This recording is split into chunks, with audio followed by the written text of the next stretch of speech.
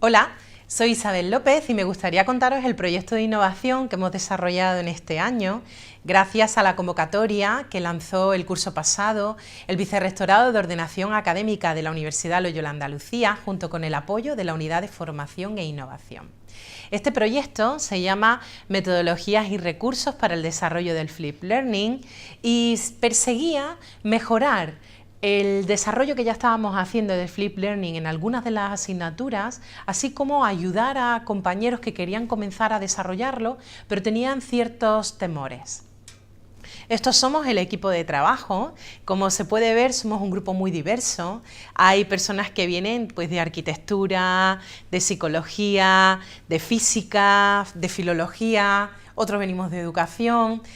Cada uno viene con un background diferente. Y eso era muy interesante. Además damos docencia en grados diferentes, por lo que el ver cómo Flip puede aplicarse en diferentes ramas resultaba muy llamativo. Nos preguntaron que por qué solicitábamos este proyecto. Bueno, pues por un lado fue por la propia concepción del crédito ECTS. Ahora había que contabilizar las horas, no solo que el alumno está en el aula, sino también las horas que el alumno está fuera del aula. Por tanto, esto como docente nos plantea un reto. Tenemos que tener en cuenta esas actividades que también desarrolla el alumno de manera no lectiva. Esto nos había llevado a darle una repensada y a considerar esta distribución temporal como una oportunidad para hacer al alumno pues, más protagonista de su aprendizaje y también a nosotros para ayudarnos a plantear actividades activas y significativas dentro del aula y fuera del aula. Cuando ya estábamos pensando en eso y queríamos desarrollar algo muy interesante, comenzamos a conocer sobre Flipped Learning. Y esta metodología encajaba muy bien con nuestras ideas, porque en el Flipped Learning el docente pasa de ser el erudito que transmite conocimiento dentro del aula a ser un guía del aprendizaje del alumnado, fomentando las propias interacciones que se desarrollan dentro del aula. Así, en el modelo tradicional, el docente durante la clase imparte una instrucción, el alumnado la escucha y hace algunas actividades para potenciar o adquirir esas competencias que se estaban desarrollando en el aula y luego cuando llega a casa hace los deberes o las tareas que el docente recomienda. Mientras que en el modelo Flip esto cambia. En el modelo Flip, antes de la clase, el alumno recibe la instrucción a través de vídeos, de lecturas, del uso de diferentes apps. Todo eso le va a ayudar al alumno a adquirir lo que ya debe traer previo al aula. Por tanto, cuando viene al aula, el alumno ya viene con un conocimiento. Y lo que el docente hace es apoyarle a consolidar su aprendizaje. El alumno en el aula, por tanto, desarrolla actividades. Si bien en el modelo anterior esas actividades el alumno las estaba haciendo en casa, ahora las hace en clase. Esto para nosotros era muy interesante.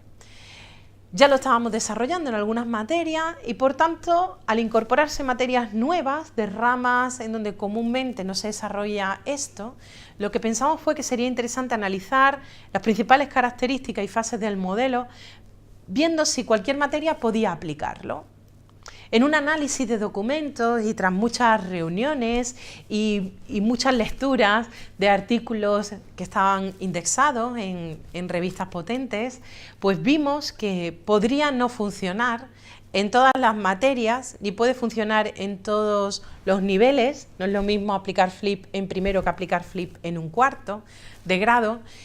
También vimos que no todo el profesorado se podía sentir cómodo aplicando esta metodología, ni todos los estudiantes. En relación a los estudiantes, hay muchos de ellos que suelen demandar un modelo más tradicional, porque están acostumbrados a ese modelo, no porque este sea peor, sino por la propia rutina de aprendizaje que ellos tienen.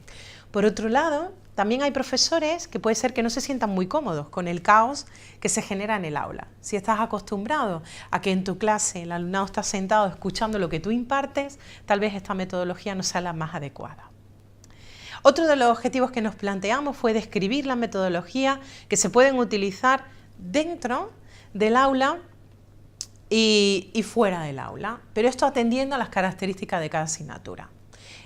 Pues bueno, ahí tenéis un primer esbozo de esas metodologías. Si estáis interesados en conocer más, nosotros tenemos el documento ya completamente elaborado, porque eso nos ha ayudado a mejorar nuestras propias asignaturas. Unido al objetivo anterior está describir qué recursos TIC pueden utilizarse. Vimos que en esas conversaciones que habíamos tenido de intercambio, vimos que cada docente estaba utilizando unas aplicaciones diferentes y otras coincidían. Cuando nos ponemos a hacer un sondeo para ver qué tipo de aplicaciones podemos utilizar atendiendo a la materia, salieron tantas que finalmente decidimos organizarlas en esta tabla. Es una tabla de doble entrada, en donde la primera de las entradas está relacionada con la taxonomía de Bloom y se han clasificado las aplicaciones atendiendo a pensamientos de orden inferior respecto a pensamientos de orden superior. De orden inferior serían cosas tan básicas como un recordar, un comprender, pero como sabemos hay competencias que trabajan más allá de esto, ¿no? Hay competencias que además donde se pide al alumnado pensamiento de orden superior, cosas como crear. Como también vimos que era interesante organizar las aplicaciones atendiendo al conocimiento. Hay conocimientos que son mucho más concretos y conocimientos que son más abstractos. Pues hay aplicaciones que favorecen el desarrollo o la adquisición de conocimientos más concretos o más abstractos. Y ya el último de los objetivos que nos planteamos fue mentorizar a compañeros que quieren aplicar de manera experimental el Flip Learning el próximo curso. En este sentido, en nuestras propias reuniones, nuestros propios intercambios y tras la lectura de mucha documentación y tras la mejora del desarrollo de la Flip que estábamos haciendo en nuestras propias asignaturas, vimos que una de las cosas que era muy interesante es recordar antes de cada producto de aprendizaje, de cada tarea que le pedimos a los alumnos, cuál va a ser el reparto de tareas que ellos tienen que hacer y por tanto el reparto de tareas que nosotros como docentes asumimos, ¿vale? Para que el alumno sea consciente de cuál es su parte en ese producto de aprendizaje y cuál es la nuestra. Otra de las estrategias que vimos que era importante cuidar es controlar un poco o hacer un seguimiento de la parte que el alumno trabaja en casa, ese out of class. A algunos compañeros les había funcionado muy bien evaluar eso. Entre otras cosas porque permite ver el nivel que tenemos en el aula y cuando nosotros entramos a nuestra clase sabemos en qué momento se ha quedado el alumnado de la adquisición de su propia competencia y eso nos va a ayudar a darle otro enfoque a la asignatura, no teniendo que impartir conocimiento que ya ellos tienen adquirido.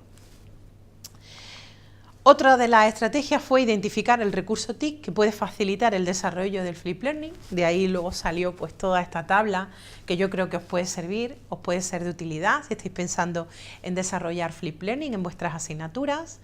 Y uno de los errores en los que siempre se cae cuando hablamos de Flip es en sobrecargar a los alumnos de actividades. Vimos que era mucho más interesante crear actividades que son más activas, actividades que son más profundas, que generar mucha actividad, una actividad después de otra, termina cansando al alumno y a nosotros como docentes también nos genera mucha carga de trabajo. Entonces mejor, menos actividades pero mucho más profundas y más relacionadas con la competencia que tratamos de desarrollar.